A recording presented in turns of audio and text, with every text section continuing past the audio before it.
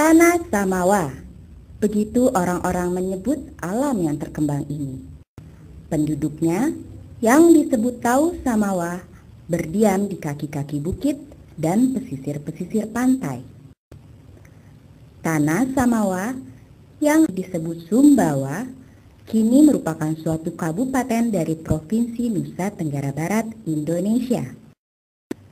Dahulu, Sumbawa merupakan sebuah negara berdaulat berbentuk kesultanan. Dalam payung besarnya, Sumbawa merupakan bagian dari Melayu. Masyarakatnya menggunakan berbagai atribut Melayu seperti gelar, senjata, atau pakaian.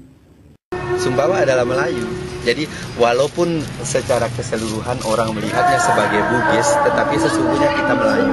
Karena Islam masuk juga melalui perjalanan masyarakat Melayu. Gelarnya juga di sini datu. Kita juga mengenal sarung songket. Ini songket ini ada tradisi yang disongket yang dipakai anak itu tradisi Melayu. Jawa tidak mengenal songket, tapi mengenal sewek, batik. Tidak mengenal songket karena dia bukan budaya Melayu. Kalau Melayu bagi kami itu adalah sebuah budaya yang di mana Melayu itu merupakan satu kelompok budaya maritim yang di sana itu Islam ada. Jadi Melayu, maritim dan Islam itu adalah satu kesatuan dan Sumbawa itu berada di situ. Sebagai Melayu, tak heran jika orang Sumbawa berumah panggung. Dan salah satu jejak dari Kesultanan Sumbawa yang terkenal ini ada pada istananya, yakni Istana Dalam Loka. Istana ini pun disebut-sebut sebagai bentuk rumah panggung yang terbesar di dunia. Istana Dalam Loka dibangun pada tahun 1885 oleh Sultan Muhammad Jalaluddin Shah III. Sejak masa pembangunannya, bangunan ini memiliki makna atas lahirnya suatu Sumbawa yang baru. Pada masa pemerintahan Sultan Muhammad Jalaluddin Shah III itu 2 tahun setelah beliau dinobat, istana ini diusulkan untuk istananya beliau itu diusulkan untuk direhab. Dibangunlah kemudian Istana Dalam Loka dengan tipikal bangunan catamaram seperti ini, dan catamaram beratap kembar dua. Itu dikerjakan selama 9 bulan 10 hari seusia bayi dalam kandungan karena dianggap sebagai satu era baru di dalam pemerintahan Kesultanan Sumbawa, era modern, karena saat itu memang Sumbawa menghadapi satu masa yang luar biasa ya, struktur pemerintahan semakin sempurna.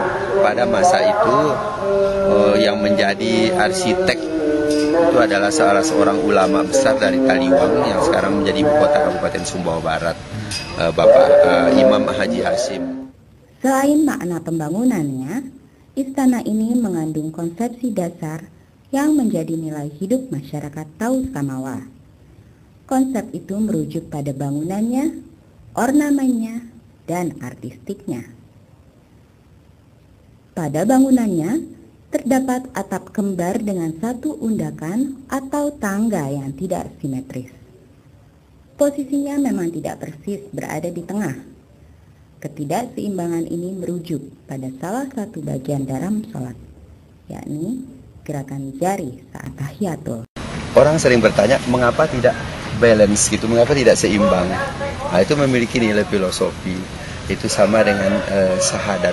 Jadi kalau kita umat Islam itu bersalat ya, asyhadu alla ilaha illallah. Jadi tangan yang sebelah kiri kanan itu lebih lebar daripada sebelah kiri. Jadi tengah ini dianggap sebagai telunjuk. Jadi ketika kita mengucapkan asyhadu alla ilaha illallah ketika bersalat, nah itu maksud konsepsi bangunan. Mengapa demikian? Karena kesultanan itu sebenarnya adalah produk demokrasi Islam. Jadi setiap pemimpin maupun masyarakat yang dipimpin itu harus bisa menegakkan salat 5 waktu. Konsep kedua, yakni ornamen, merujuk pada sejumlah bagian istana. Seperti yang berada di pucuk ini, ia mengandung suatu perlambangan. Kalau dilihat dalam konsep seni rupa itu makhluk heraldis, makhluk perlambangan. Jadi Islam itu tidak membenarkan penggambaran manusia secara utuh, sehingga dia digambarkan lagi kepalanya manusia, badannya itu seperti burung, sedangkan pada bagian tubuhnya terdapat irisan sulur atau tumbuh-tumbuhan. mendapat pengaruh Hindu, sehingga orang tidak menemukan makhluk seperti itu. Nah, inilah yang disebut dengan makhluk perlambangan itu. Dalam seni rupa dia memiliki karakteristik nilai yang sangat tinggi karena dia mampu melahirkan perlambangan. Masyarakat Sumbawa sendiri secara tradisi menyebut ini burak.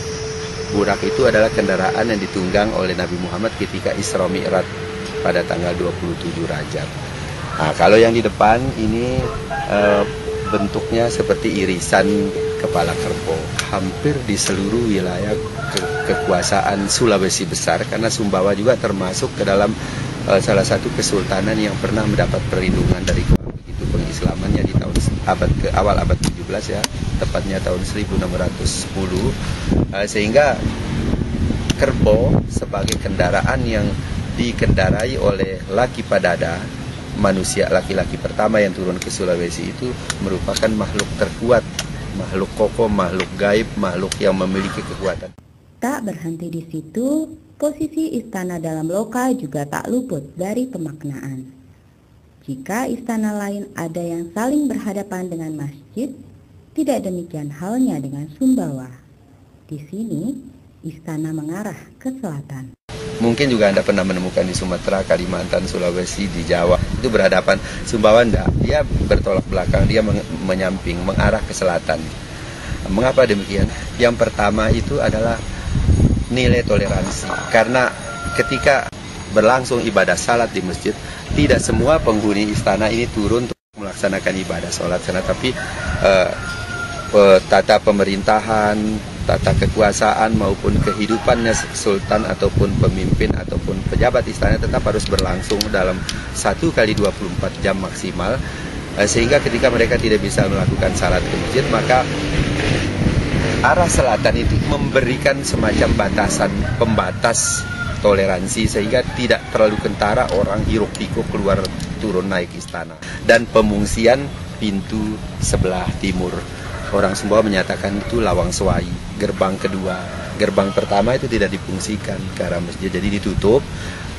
Itu bentuk toleransi. Kemudian yang kedua, arah selatan berdasarkan hitungan moksa bumi, arah ruang dan lain sebagainya. Itu selatan itu memberikan kedamaian, ketenangan, kemakmuran bagi penghuni yang ada di atasnya.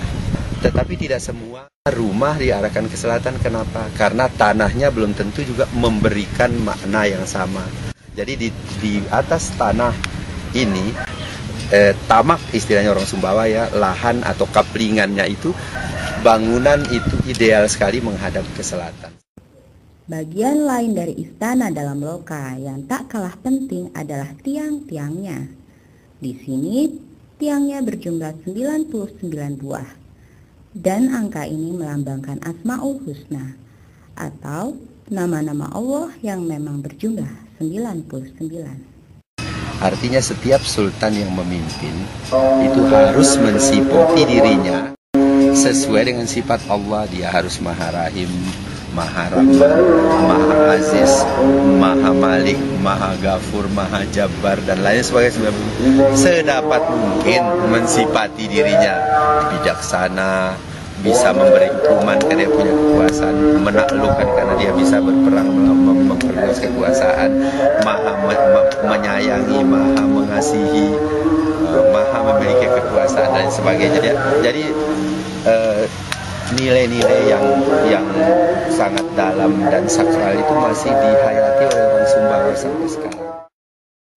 Istana dalam loka hari ini tak lagi berfungsi sebagaimana lazimnya sebuah istana. Sejak tahun 1958, ia lebih dimeriahkan bukan oleh urusan-urusan pemerintahan, tetapi lebih pada ranah kesenian.